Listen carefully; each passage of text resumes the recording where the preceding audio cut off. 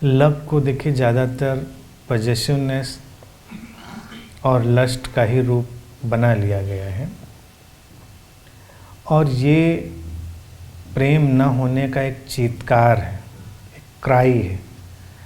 जब व्यक्ति के जीवन में अभाव होता है तो वो हर चीज़ पर बहुत पकड़ बना के रखना चाहता है, और जितनी पकड़ बना के रखता है उतना ही वो उस भाव या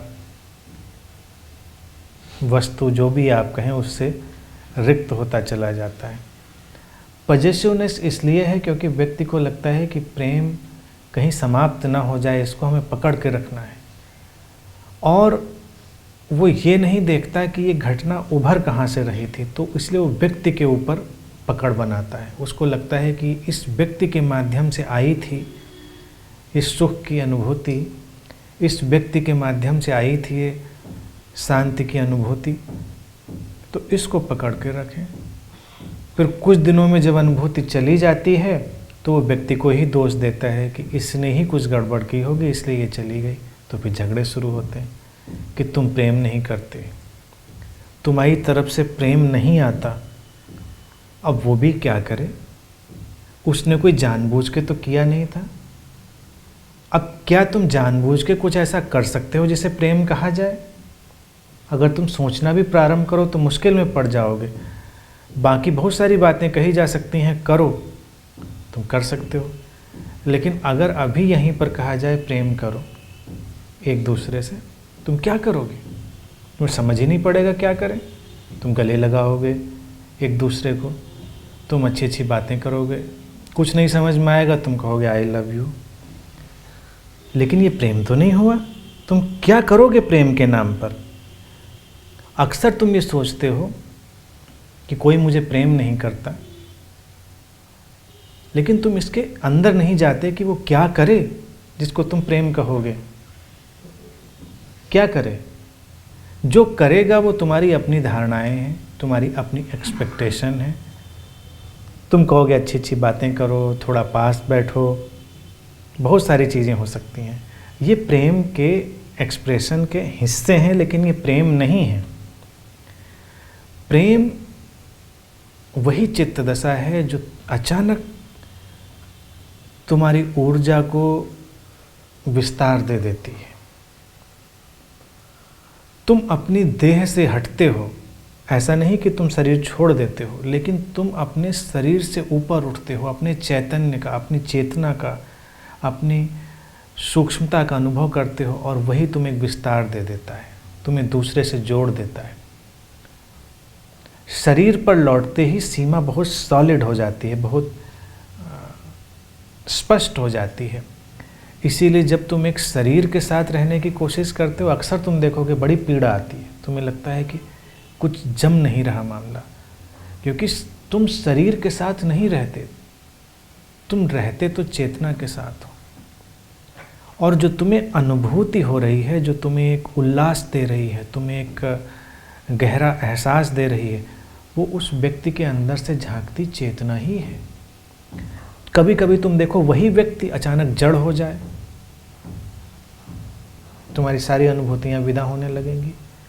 वही व्यक्ति कल्पना करो विक्षिप्त हो जाए, शरीर वही रहेगा, सारा यंत्र वही रहेगा, लेकिन तुम अब कुछ अनुभव करने में अक्षमता अनुभव करने लगोगे। लेकिन दूसरी तरफ उस व्यक्ति का शरीर जर्जर भी हो जाए, शरीर कमज़ोर भी हो जाए, कैसा भी हो जाए, लेकिन अगर उसकी चेतना और उसकी जो चित्त दशा है वो बहुत प्रखर है, तो तुम उसके पास आते ही ऐसी प्रेम की तरंगों में डूबोगे जिसकी तुम कल्पना भी नहीं कर सकते।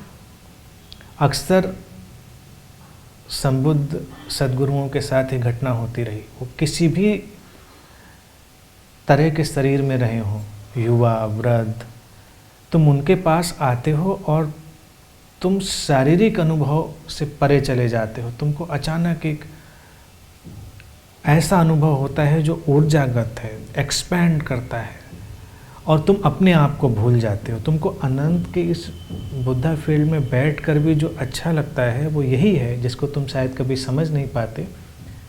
तुम्हें अपना ध्यान नहीं रहता,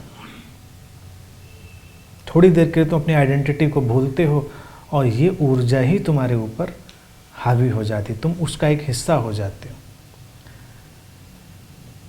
लस्ट एक अलग पहलू है।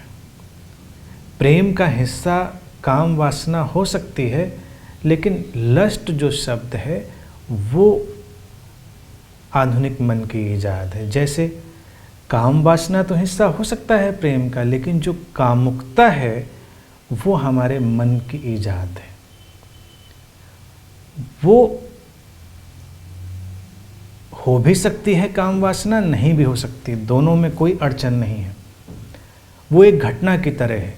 लेकिन जब हमारा चित्त किसी बात की तरफ दौड़ रहा है लगातार, तो हम निरंतर यूटिलिटेरियन बनते जाते हैं, उपयोगितावादी। हम अपनी प्रसन्नता और सुख के लिए किसी दूसरे व्यक्ति का उपयोग करना चाहते हैं, पहली चीज़।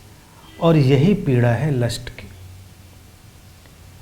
जो भी व्यक्ति उपयोग होता है, चाहे वो भले प्रेम में हो, उसको लगता है कि कुछ ऐसा हुआ तो वो थोड़ा सा अंदर अपने असहज अनुभव करता है।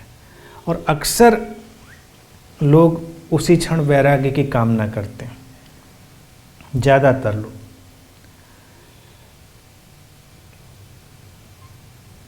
प्रेम में ये भावना महत्वपूर्ण है, लेकिन जब ये घटना की तरह घटती है तो तुम्हारा शरीर भी एक एक्सप्रेशन देता है। वो तुम्हारी एक आंतरिक चित्त दशा का एक्सप्रेशन बनता है, लेकिन तुम्हारा लक्ष्य नहीं है, तुम्हारा वो टारगेट नहीं है। कहने का ढंग था, मुझे लगता है अब हमको सुधार लेना चाहिए। ये बियॉन्ड साइट है। अंधापन एक पुराना कहने का ढंग था, अर्थात जो दिखाई देता है उससे वो कहीं गहरा है। अंधापन जिन लोगों ने कहा होगा, मुझे लग रहा है इसमें थोड़ी निंदा हो गई। अगर इसको अंधेरे जैसा कह देते तो ज़्यादा अच्छा होता। हो सकता है कुछ लोगों को एहसास हुआ होगा कि प्रेम अंधेरे जैसा है।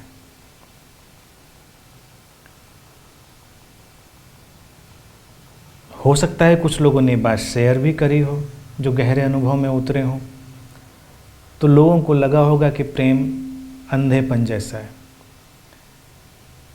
प्रेम में लोग कुछ अंधों जैसा व्यवहार करते भी पाए गए, इसलिए भी लोगों को लगा होगा कि प्रेम अंधा बना देता है। अक्सर तुमने सुना होगा, तुम डांटते भी हो जब बच्चों को कोई ऐसे प्रेम में पड़ गए हो तो कहते तुम प्रेम में अंधे हो गए हो। उसका तात्पर्य यह है कि उस समय व्यक्ति तार्किक मन से नहीं चलकर वो अपने इंट्यूटिव माइंड से चल रहा है। वो अपनी सिक्स सेंसरी जो फंक्शनिंग है उससे चल रहा है, और प्रेम ने तुम्हारी सीमाएं ढीली करी हैं तो तुमको तुरंत ही सिक्स सेंसरी डायमेंशन में प्रोजेक्ट कर दिया। अभी हम 5 सेंसरी लिमिटेशन में बहुत जकड़े हुए हैं। तो प्रेम में बहुत सारी ऐसी घटनाएं या ऐसी क्रियाएं होने लगती हैं जिनका कोई तार्किक ढंग नहीं होता है कि तुम ऐसा क्यों कर रहे हो, तुम ऐसा किस लिए करोगे।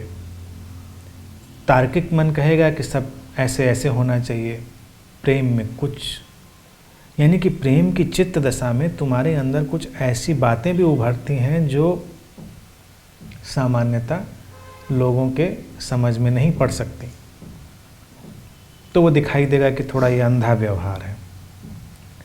लेकिन फिर और गहरे जाएंगे तो अंधेरे जैसा है। अंधेरा है कंप्लीट रिसेप्टिविटी, अंधेरा है प्योर फेमिनिन एनर्जी, अंधेरा है स्त्रैणता। और प्रेम में तुम उस स्त्रैण ऊर्जा में प्रवेश करते हो, इन दैट फेमिनिन मिस्ट्री, जिसको लाओ त्से कहते हैं द स्पिरिट ऑफ वैली, घाटी की जो आत्मा है, स्त्रैण रहस्य। और स्त्रैण रहस्य क्या है? नाजुक, मिस्टीरियस, लिमिटलेस। प्रेम रोशनी जैसा नहीं है, क्योंकि रोशनी आती है और जाती है, अंधेरा वही है। यानी कि जब हमने रोशनी जलाई और हमको लगा कि अंधेरा नहीं रहा, तो ये बस रोशनी के टिके रहने तक। रोशनी हटेगी और अंधेरा जहाँ था वहीं है। सूरज उगे, इतना बड़ा सूरज उगाए, लेकिन अगर सूरज एक दिन ख़त्म हो जाए, अंधेरा जहाँ का तहाँ। तो प्रेम उस चैतन्य में प्रवेश है जो उस तरह का लिमिटलेस है, अंधेरे जैसा, इसीलिए घबराने वाला लगता है व्यक्ति को। और अक्सर तुम देखो, अगर तुम बहुत गहरी प्रेम की भावदशा में हो तो तुम बहुत रोशनी नहीं चाहते, इसीलिए अक्सर रोमांटिक एटमॉस्फेयर जब बनाना होता है थोड़ा, तो लोग डिम लाइट्स का उपयोग करते हैं, कैंडल लाइट्स का उपयोग करते हैं, कम रोशनी, अंधेरे का थोड़ा वातावरण हो, अंधेरा हो, कहीं से थोड़ी रोशनी आ रही हो, तो मिस्टीरियस बनाता है। क्योंकि रोशनी सीमाओं को बड़ा तय करती है और अंधेरा तुम्हारी सीमाओं को विदा करता है। प्रेम में भी तुम्हारी सीमाएं खो रही हैं, अंधेरा भी तुम्हारे व्यक्तित्व को विलीन कर लेता है। रोशनी में तुम्हारा व्यक्तित्व उभर कर आ जाता है। तुम जैसे हो बिल्कुल वैसे ही अपनी सीमाओं के साथ प्रकट हो जाते हो, और अंधेरे में सारी सीमाएं विदा हो जाती हैं। तुम इसका प्रयोग भी कर सकते हो, अगर तुम कभी अंधेरे में बैठो, या सुबह या शाम, जब अंधेरा और रोशनी मिल रहे हैं, तुम अपने अंदर वही अनुभूति पाओगे जो किसी के प्रेम में होने पर होती है। एक पुलक, हल्कापन, सीमाओं का धुंधला पड़ना। अगर तुम अंधेरे के साथ मैत्रीपूर्ण ढंग से बैठो तो तुम स्वाभाविक रूप से अपने अंदर उस प्रेम को अनुभव करोगे, क्योंकि तुम सीमाओं के जाने को बड़ी सहजता से अनुभव कर पाओगे। अंधेरा स्ट्रैंड रहस्य है, तो तुम्हें एक संतुलन देता है। अंधेरा हिंसक नहीं है। रोशनी आक्रामक भी होती, आक्रमण करती, आँखों को चुभती भी है, लेकिन अंधेरा तो अंधेरा है, विश्रामपूर्ण है। तुम उसमें आंखें बंद कर सकते हो, वो तुम्हारे ऊपर आक्रमण नहीं कर रहा है। तो इसीलिए उसको अंधेरे जैसा हमेशा जाना गया। और जो लोग प्रेम से भरे होते हैं वो अनाक्रामक हो जाते हैं। जैसे अंधेरा बड़ा कोमल हो जाता है, तो वो भी उसी तरह से अनाक्रामक और कोमल हो जाते हैं।